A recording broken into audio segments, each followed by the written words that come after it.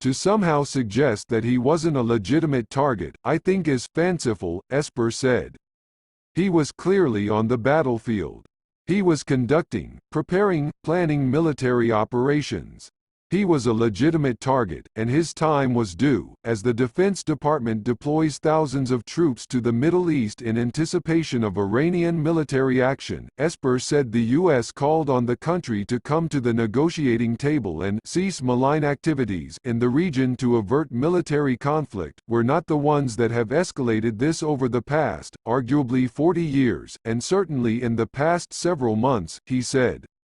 It's been Iran and Iranian proxies that consistently escalate this in terms of the size, scale, scope of their attacks.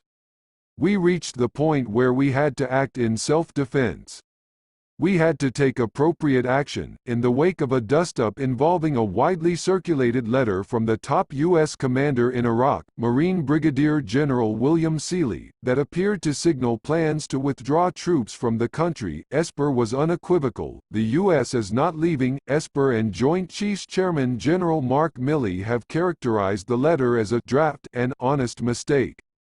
It was circulated, and reportedly received by Iraqi officials, following a vote in the Iraqi Parliament to pass a resolution in support of ejecting U.S. troops. Esper said the resolution was non-binding and noted there are a number of additional steps the Iraqi government would have to take to force the U.S. military's departure. There may be people trying to create confusion, he said.